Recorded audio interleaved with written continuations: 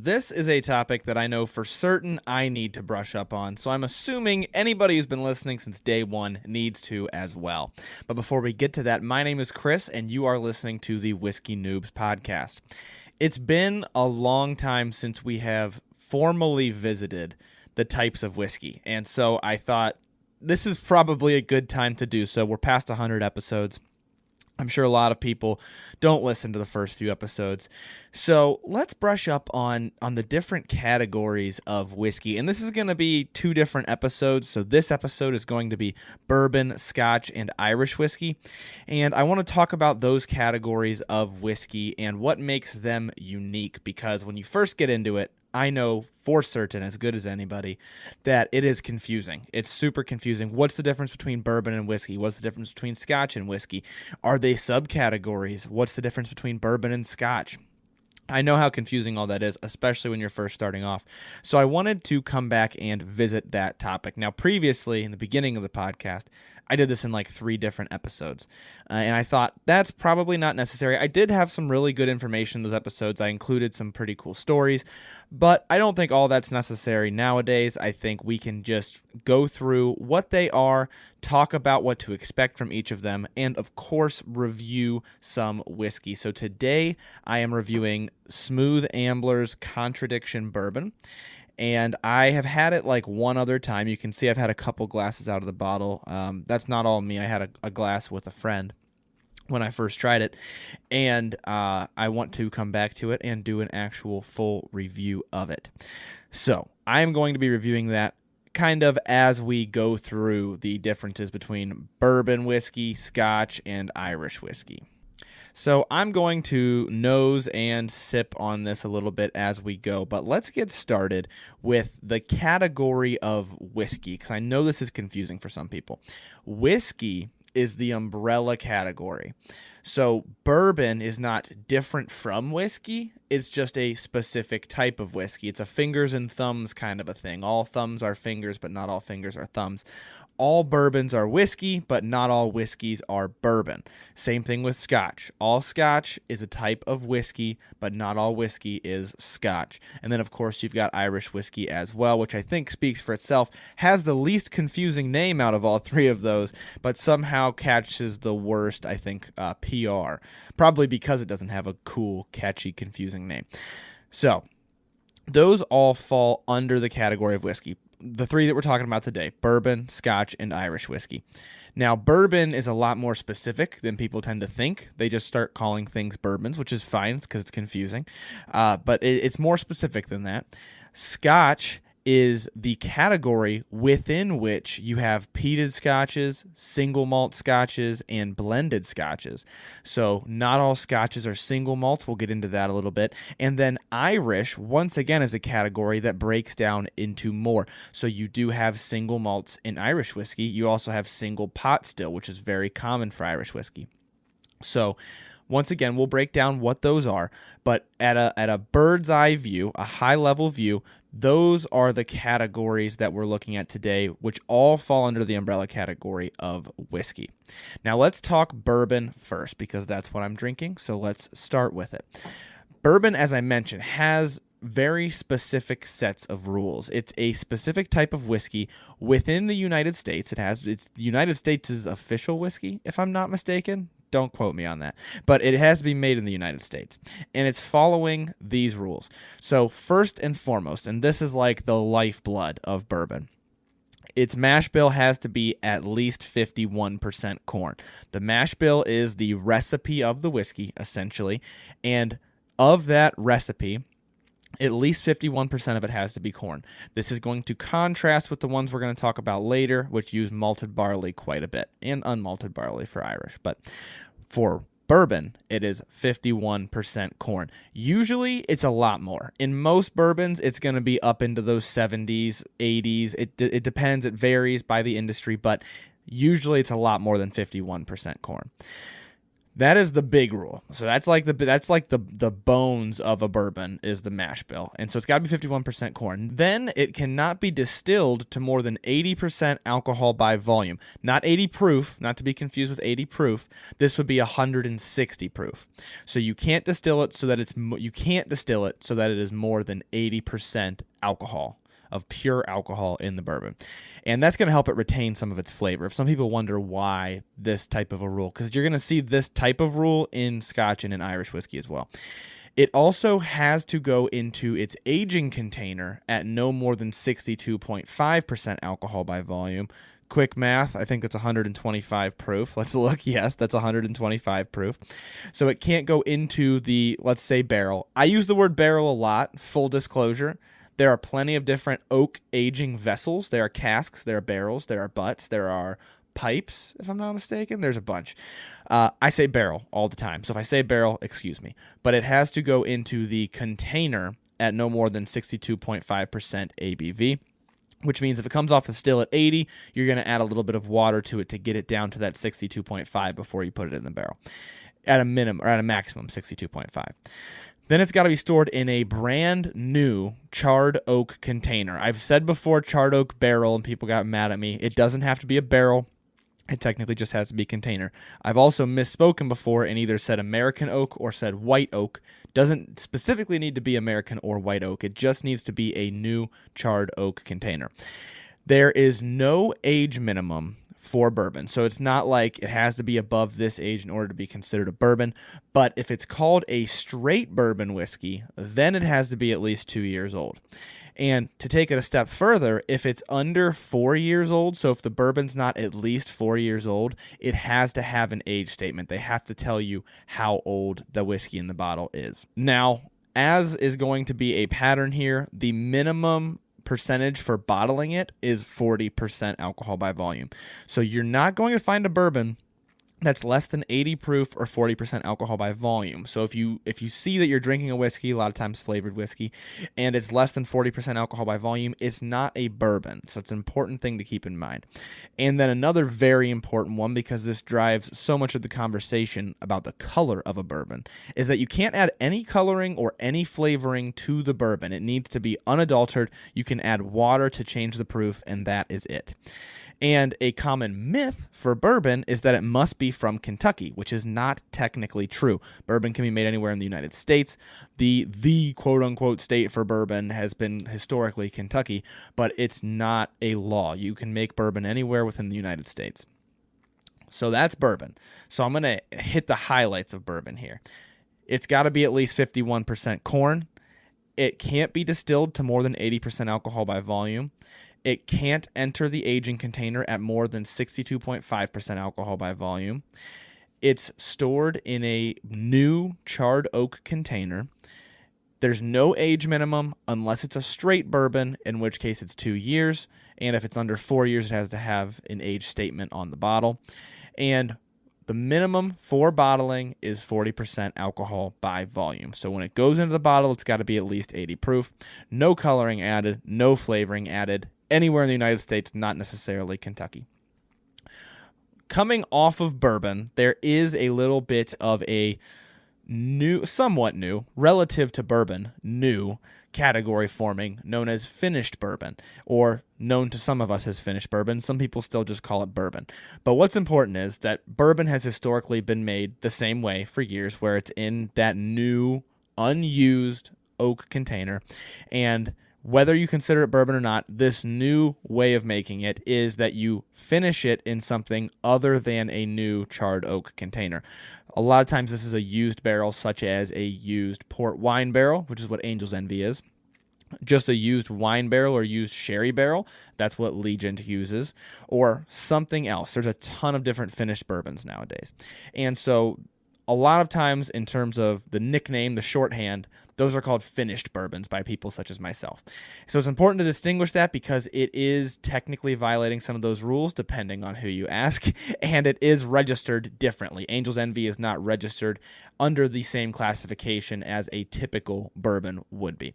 So That's an important thing to note, but you will see those. Those are growing in popularity, and they are delicious. I love plenty of finished bourbons. I don't want to give off the impression that I don't. So that is bourbon in a nutshell. And I think you're going to see as we walk through Scotch and Irish whiskey that it is pretty wildly different from Scotch and from Irish whiskey. And I think that is one of the reasons that you get people who really like bourbon and don't like Scotch and don't like Irish whiskey. And so I guess my point is, if you've met one of those people, or if you are one of those people and you're confused about that, it's because they are pretty wildly different. So don't let anybody tell you, oh, it's all whiskey, it all tastes the same. No, it does not. Now I am going to take a quick sip of this Contradiction, and then we are going to get into Scotch. So quick little mini review of Contradiction as we're going here. So this is from Smooth Ambler, and Contradiction is the result of them taking sourced bourbon and their own distillate and blending the two together. And so this is partially a sourced whiskey. And so far I'm really liking it. This is about the $40 mark in Ohio. And I think it has a really good flavor to it for the amount of heat that I'm getting. Usually with the flavor comes the heat to a certain extent. And this, I'm getting a ton of flavor from it. I'm not getting too much heat. It is only 46% alcohol by volume, so it's not too strong. Notice it is above that 40% mark. Bourbon has to be. But I'm really enjoying it so far. So I'm excited to get a little bit more into it as we continue to talk here and see how much I really enjoy it, and give you guys some notes. It has a very, what I would consider to be like a bright nose. Like, it's not earthy or heavy. It's bright in that it's got this like light vanilla, some cinnamon, and something else, something kind of fruity. I almost wanted to say citrus, but I feel like it's not citrus. But I'm gonna keep with it here and see what I think. But nice bright nose. You get a little bit of the alcohol. There is a little bit of kick to it, but not too much. Follows through on the palate, but we'll get more into the palate. But a little bit of oakiness, some more of that spice, more of that vanilla. Good standard, like whatever you want to consider standard, quote unquote, bourbon flavors. But they're pretty strong. They're very forward. You're not really having to hunt out those flavors. They're coming to you. You know, they're not covered up by that alcohol. I'm excited to get more into this glass because so far I am enjoying it. Now let's move on to Scotch. First and foremost, the thing that many people don't know, and I didn't know before I got into whiskey, Scotch is basically, there are more specific rules we're going to get into, a way of saying Scottish whiskey. That's what Scotch is. It's whiskey from Scotland. So first and foremost, it has to be distilled in Scotland. It has to use water and malted barley in the mash bill, and they can use other cereals as well, but it has to have water and malted barley. And certain types of Scotch will have more stringent rules, which we're going to get into. It has to be distilled to less than 94.8% ABV, so that it still has the smell and the taste of the raw materials used. You'll notice this is a much higher percentage than we had for bourbon. For bourbon, we had 80% ABV. So Scotch, you can take all the way up to 94.8% alcohol by volume, if you so choose. It has to be matured in only oak casks of less than 700 liters in size. You will note that they don't say new oak, because they don't have the same rule that bourbon does. And it has to be aged for at least 3 years, which is different from bourbon. Bourbon doesn't have that minimum age unless you call it a straight bourbon. So bourbon could theoretically be less than 2 years, less than 3 years. Scotch has to be 3 years old to be considered Scotch. It has to be aged only in Scotland as well. So you can't take the barrels or the casks or whatever of Scotch outside of Scotland to age them. That it will make it no longer Scotch. So that's an important note, because it's something you might not think about is where it's being aged. Then it has to retain the taste, the smell, and the color from its raw materials, which we kind of mentioned. That's why you can't distill it up to like very, very close to 100% ABV, although 94.8 I would argue is kind of close. You can only add water and or caramel coloring, so that makes it different from bourbon. You can add caramel coloring to Scotch, which you cannot do for bourbon. And then its minimum percent alcohol by volume is, once again, 40% alcohol by volume. Once again, that's going to be a pattern. And one thing I wanted to point out, I mentioned, bourbon doesn't have to be from Kentucky. Scotch does not have to be peated. In fact, a ton of scotches are not peated. I don't want to say the majority. I don't feel qualified enough to say the majority, but I would guess probably the majority are not peated scotches. So peat is that smoky taste that you get with some scotches where it's like aggressively smoky. Johnny Walker is known for having just a little bit of that in some of their blends, but not being overwhelming. Your Lafroigs and your Ardbegs, those are aggressively peaty. Those you get the peat smoke right away. Commonly misunderstood, not all scotches have to be peated. I didn't know that was commonly misunderstood because I didn't know what peat was when I first got into this. But later on, as when I found out that people thought that all scotches were peated, that is not the case. So that's an important thing to keep in mind. And that peatiness is going to give you like a bonfire, very smoky, burning leaves type of taste. And that is because when they... What's the word I'm looking for? When they malt the barley, it's right in front of my face. I don't know why I forgot that word. When they malt the barley, in order to stop the sprouting process, which is what's happening when you're malting, they burn peat underneath of it, and that smoke from the peat is what dries it out and stops it from sprouting. And so that smoke from the peat really has a huge, pretty profound impact on the flavor profile after it is distilled and then aged. So that is a common misunderstanding. And the other common misunderstanding that I mentioned earlier is not all are single malt. Some people almost think that Scotch and single malt are like synonymous, I think because of pop culture, but they're not all single malt. So Johnny Walker is not a single malt, or at least all of the ones that I have on my shelf. Those are all blends. Johnny Walker Blue, Johnny Walker Black, Johnny Walker Red. Those are blends. So, which is different than single malt, which we'll talk about. So not all scotches are single malt, not all scotches are blended, not all scotches are peaty. There's a ton of ground you can cover with scotch. And once again, bear in mind, you can also change the way you're aging it, the way you're maturing it, what type of barrel you're using, and get all different kinds of finishes that way. So single malt, what does that mean if not all scotches are single malt? Well, that means it's made from 100% malted barley. And a lot of people think that's why it's called single malt. But actually, the single means that it is made at one single distillery. And another rule for single malt that I even forget about most of the time is that it has to be made in a pot still. This is for single malt Scotch, bear in mind. There are single malt Irish whiskeys. There are now American single malts.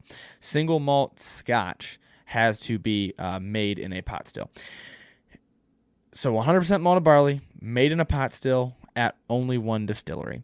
And there are also a lot of really good blended scotches I just want to throw out there because, Johnny Walker is like the best-selling scotch of all time, and they are blended. So just bear that in mind.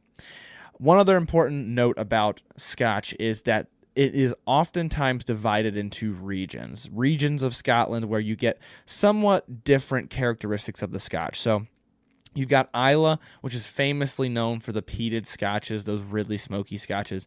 You've got the Highlands, you've got the Lowlands, then you've got Speyside, and then you've got Campbelltown.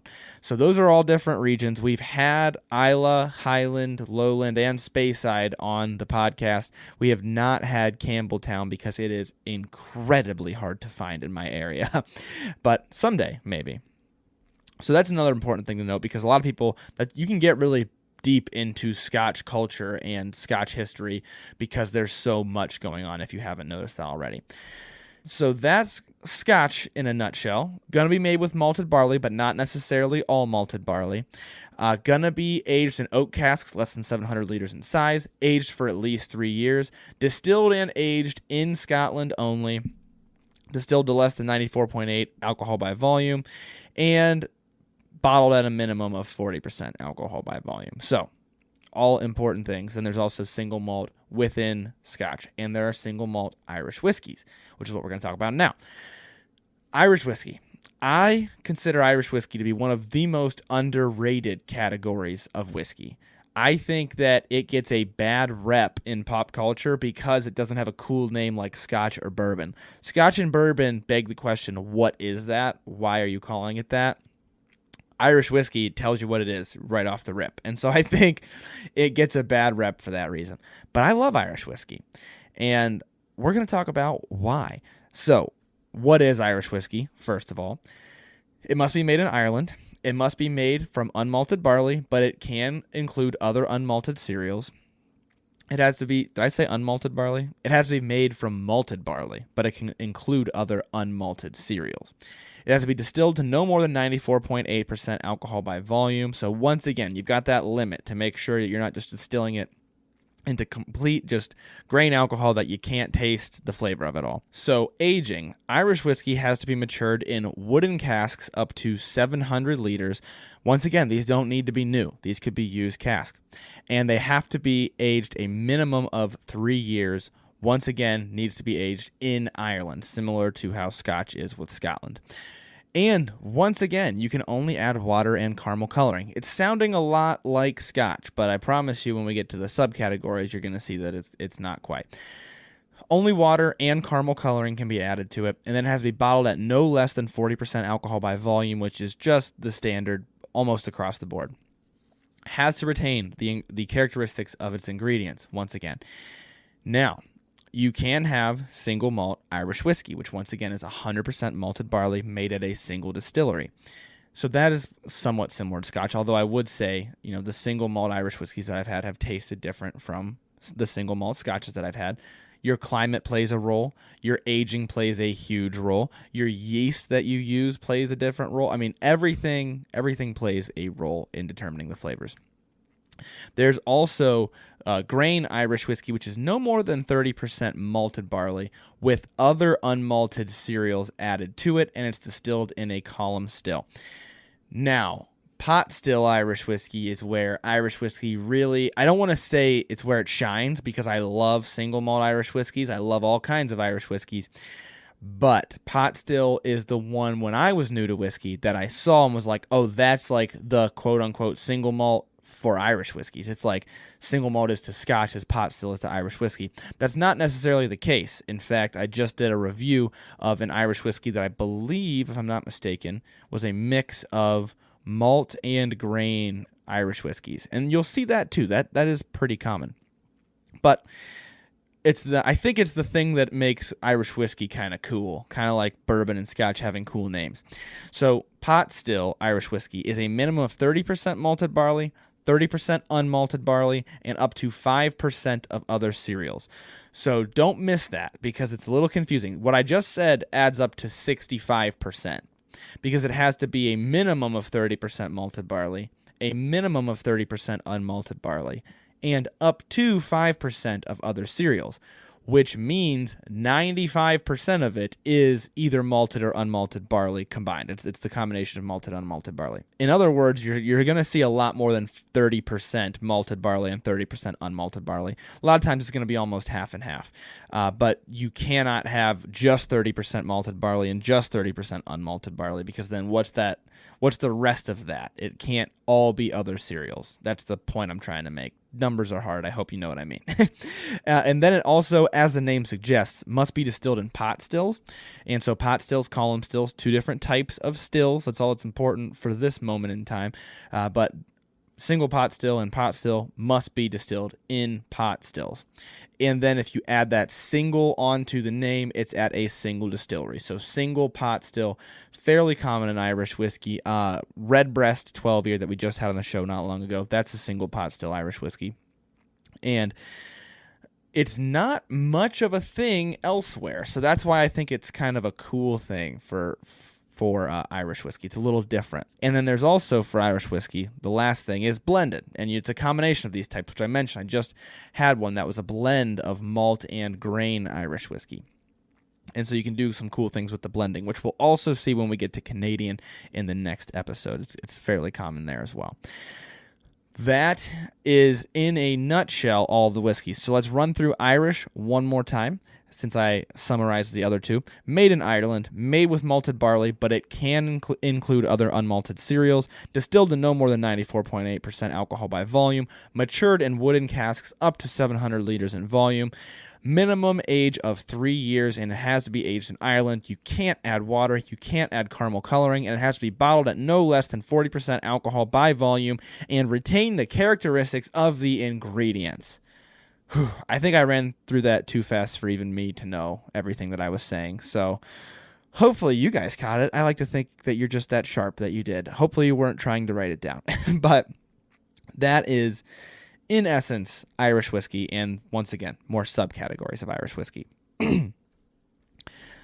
I really hope that this helps clear some of that up about the different types of whiskey, but I can't wrap things up because I got to do a review of this bourbon that so far I'm quite enjoying, and I'm going to bring up the flavor notes that they say you should get, the distillery says you should get, but not before I give my own. I'm going to go out on a limb here, like I like to try to do, and I'm going to give my own notes.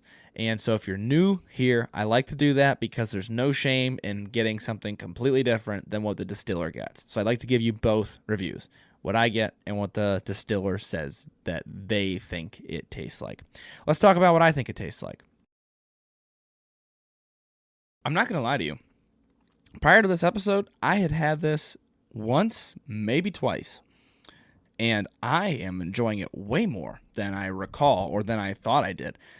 This is really good. This has a nice little spice kick to it. I mean, it's got a little bit there. But overall, it's got a lot of flavor, and it's pretty easy to drink. I am on the nose. I'm getting, like I said, a bright nose. It's very vanilla forward. Maybe a little bit of what I would consider to be almond, and definitely some of that spice. It comes through to me as cinnamon. Like, there's no questioning it. It's cinnamon. Then on the palate, I get that vanilla and that almond almost form like a creaminess. Like, it almost comes across a little creamy in the beginning.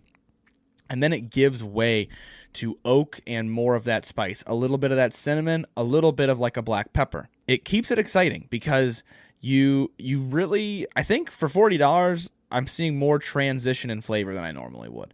A lot of times in the less than, let's say, $50, just to throw a number out there, for like a less than $50 whiskey, you're not going to see too much change in the flavor, like, oh, it's this and then it's this and then it's this. Sometimes you do. And this is one of those cases. It's really kind of a nice, creamy, maybe I almost thought a touch of banana on that last sip. Nice and creamy. And then it transitions into that oaky, spicy, little bit more exciting flavor. And it finishes with that spice. It finishes pretty much full spice for me. Sticks around on my palate for a while. I think maybe the oak sticks around the longest. That spice starts to kind of fade, and then the oak is there.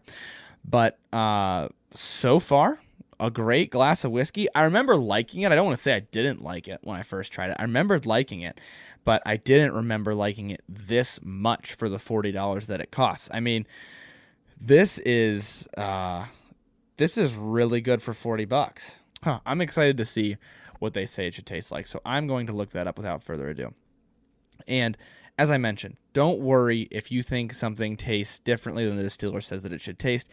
Sometimes it's just a matter of different palates, and sometimes it's a matter of distillers wanting to kind of dress up their whiskey and make it sound a bit more complex than it actually is. I'm not saying that's always the case, but sometimes I've seen it be what I believe to be the case. I mean, they have every, what should I say? They have every, not right, motivation. They have every motivation to want to do that. So that's fair. Okay, tasting notes. I don't think I was too far off. Full of oak, dried cherries, vanilla, and cinnamon, creating a signature mature bourbon nose. Let's pause there. Yes, I fully agree with this. They say dried cherries where I said almond, but those are almost interchangeable for me. I mean, those are really similar smelling and tasting things. Weirdly enough, just think about that for a second. Think about like amaretto or like Dr. Pepper and think about that, and I think you'll see what I mean. They're different, but they're similar in a weird way. So you've got the oakiness, you've got the dried cherries, vanilla and cinnamon. I would say it leads with the dried cherries, vanilla, and cinnamon. The oak is almost an afterthought on the nose. And then on the palate, I get hit with the dried cherries and the vanilla, and the cinnamon and oak come up behind it, and then those come in. And then they continue, so that's the first sentence. And then it has sweet from the wheat and spice from the rye, and a bit of leather round at the palate. Its viscosity creates a smooth and pleasant finish. I didn't talk much about how much the finish is either harsh or smooth. We'll talk about that, but sweet from the wheat and rye from the spice, or spice from the rye. Ugh, if I could talk. Sweet from the wheat and spice from the rye, I think it's one of those where it's like, okay, well, if it's got wheat and it's got rye in it, then yeah, those are characteristic of those things. But what I will say about sweet from the wheat is for a split second, it did remind me of Weller, which is a wheated bourbon. So I could kind of see a wheatiness to it. I did mention creaminess on the palate. I get that a lot with like wheated bourbons, so I could see that having characteristic wheated bourbon notes. Not to say this is a wheated bourbon. It sounds like it's got wheat and rye in it. I don't think they tell me the mash bill. At least I don't see it where I'm at right now. Smooth and pleasant finish. Let's talk about that. First, I got to take a sip so that I know what it's like because I didn't pay close enough attention. This finish is right in the middle. It's not drying my tongue out, but it's not oily on my tongue. I mean, it's right there in the middle. It, for some of you, might be just a touch pokey. It might make your tongue feel a bit pokey, a little bit dry. It's almost a little bit tannic, but it's still not so harsh. Like I'm not having to breathe in and out, get the fumes out of my mouth, burning my tongue type of sensation. It's not that bad. So I would put it like right in the middle as far as finishes go, probably. But what I will say, the dried cherries, and it's probably a placebo because I read it now. Now that I have read that instead of almond, I see it. I get it. It tastes like cherries to me. Of course it could be a placebo effect. Of course I'm biased because I read that. But here's what I'll say. So you notice the nose and the palate weren't too different from each other. It was fairly the same notes, just kind of delivered, some stronger than the others on the nose versus the palate, whatever. But so much flavor for the amount of burn that you get. That's what I like. You can have all of the same exact flavors as this, but it just not be so strong. You just get a little bit more alcohol and a little bit less flavor. You can have that. But this is so much flavor. Maybe it's just right now. I mean, I purposefully didn't eat a spicy dinner tonight. I don't know. But I'm getting so much flavor from this for the amount of burn that I'm getting. For 46%, I notice more burn than I would probably anticipate. But for that amount of burn, I'm getting way more flavor than I would anticipate. So it's a weird kind of thing where it's like, for 46%, this is basically what you've probably seen me call a flavor bomb before. And a lot of times I'll say that about something that's like barrel proof. This is not, but it still is a flavor bomb. I mean, you're getting a lot of flavor. You're getting a little bit of spice, not drying my tongue out too much, which is impressive. I rarely am this taken aback by a bourbon, especially at that $40 price point. But this, am I going to regret saying this? This might be right up there with Redwood Empire's Pipe Dream for me. I would love to have a side-by-side blind tasting of those two. I have a feeling Redwood Empire is going to be more caramely and this is going to be more spicy, and so that's really a matter of preference, but it's not too spicy. Some people weren't too big a fan of the Long Branch that I recently reviewed. That was a little bit too spicy for some folks. This isn't that far spicy, but it's certainly not quite as bakery sweet as Pipe Dream. But this is like right in the middle, man. This is really good. They do also mention, by the way, that it's a blend of different whiskeys at different ages, but the majority whiskey is more than 9 years in age, which is a clever way of wording that. But I would assume that means there's some whiskeys that are less than 9 years in age, because usually with an age statement, if you say it's a blank year-old whiskey, that means that the youngest whiskey in there is that many years old. So they're saying, not the age of it, they're saying the majority of the whiskey is more than 9 years in age. That's a little bit clever. I just noticed that. But here's what I'll say. Smooth Ambler Contradiction, $40 for a bottle in Ohio. I would buy that, no questions asked. I am enjoying this much more than I anticipated to enjoy it. Wow. That cherry almost comes through, that fruitiness. I'm almost now getting more towards like a plum or like a jelly or almost a little bit of nuttiness. It almost reminds me of Angel's Envy. You know, Angel's Envy has that aggressively sweet, aggressively finished in port wine casks flavor that I absolutely love, not dissing. This has like a less finished, because it's not, version of that. So I could go on about this all day, but I am very much enjoying this glass of Contradiction. So you might want to give that a try. If you're on the email list, then you hopefully gave it a try right alongside me. Let me know what you guys think if you did that. If you're not on the email list, you got to get on that. I'll tell you how to at the end of the episode. But that is all that I've got for this episode. We broke down a few different types of whiskey. We're going to break down some more of them, and we're going to do a different review, of course.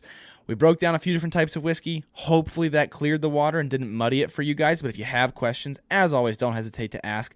The easiest way to reach me is through Patreon, but you can also reach me sometimes through my DMs, sometimes through email. And one more time, Smooth Ambler Contradiction, I'm impressed. I'm more impressed than I expected to be by it. I'll just say it one more time. It was good. It was so much more flavor than I anticipated, especially that $40 price point. I'm excited to try it again and see if that holds up or not. I can't just keep gushing about Contradiction all day long. I gotta be done, guys. So I will leave you with learn to drink, drink to learn. Thank you guys for listening to another episode of Whiskey Noobs. If you need more Whiskey Noobs content in your life, make sure you check out our Patreon page in the show notes. And if you like the show, please make sure to leave a 5-star rating or review. It only takes a couple of minutes, and they're way more helpful than people realize. If you want to do tastings alongside the show, make sure you join the email list by sending an email to whiskeynoobspodcast@gmail.com with a subject line that says email list. You'll receive monthly emails with a list of the whiskeys that will be featured throughout the month so that you can buy them ahead of time. You can also find more Whiskey Noobs content on Instagram at @whiskey_noobs and on TikTok at Whiskey Noobs Podcast. Once again, thank you guys for listening. The Whiskey Noobs Podcast does not support underage or otherwise irresponsible consumption of alcohol.